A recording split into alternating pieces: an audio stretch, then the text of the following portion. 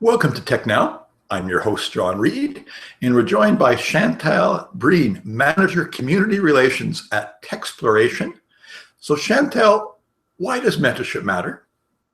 Hi, John. Thanks for having me on air. First off, I think that's a couple-pronged answer from my perspective. I think mentorship matters and can be the difference for anyone, but in particular, I think young women and women throughout their professional career, in between them actually finding what it is that they're meant to do in this life and how to do it, and not being able to do that, or being able to do that much quicker than maybe having to do it on their own. And I'm speaking from my own personal experience there, and seeing it's like a fast train if you're able to get access to mentorship, and a mentor that truly can challenge you in the ways that you need to be challenged, and put you in front of those opportunities that can stretch when you need to stretch and help you grow your confidence when you need to do that as well. So it's a bit of both. And I think you can also, there's different types of mentorship. So there's, with Techsploration, we work with young women who are in ages of 15 to 18. If you're open to it, you can learn from those women as well, just the same as I can learn from my peers and engage in peer mentorship. And I can learn differently from those that have been at different stages in their career, and maybe are a bit more advanced in their career. So very important. I think it's critical throughout the journey of our professional lives, particularly as young women, and building that confidence and in self, and really growing into who we can be. It's already there innate in us, but I think with that assistance, it becomes much stronger and can come out much quicker. Well, Chantal, you are a woman in tech. How do you like your job? Oh, John, I love that question. I love my job. And I love my job for a couple of reasons. One, for me, I get to work with those young women and engage with them in a very informal, very relaxed environment where they can be themselves. They can, make some mistakes in some of the activities that we do, and it's a safe environment. And it's around exploring what can technology bring to your life beyond the social media, beyond cell phones. We engage with them to be able to do things like build apps and build video games, microorganisms, micro pieces of that. And be able to look at how technology influences different sectors like healthcare, sciences.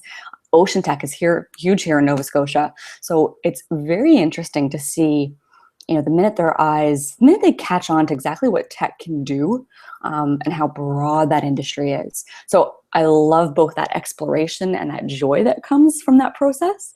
And we get to learn along the way.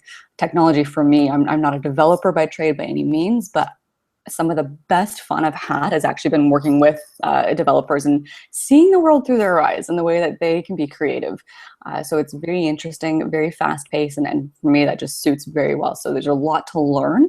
And you can choose how you do that with tech, which is, I think, a really cool thing, actually. It applies to everybody, and there's creativity in it. You just have to find what is a piece that's going to work for you. Well, Chantal, can you pretend that I'm 18? I'm just about to graduate from university. I'd like to be 18.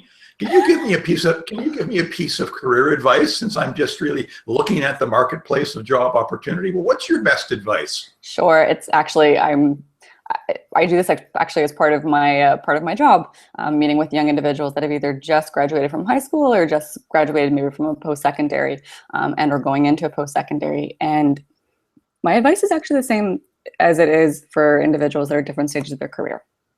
And I truly believe this personally. If you can find a way to connect your purpose and your passion in life with a way to make a living, yes, it's work because you're paying bills and you're making money, but you will be satisfied. And in essence, it won't feel like work. So it's not the thing that you need to get out of bed for. So I really encourage people to do the work, do that self-reflection, to figure out, what is it that I absolutely love to do? Sorry, John, my cell phone just went off there. So that you can really figure out, what's going to be the thing that's going to jazz me in the morning so I don't get out of bed and go, I have to go to work.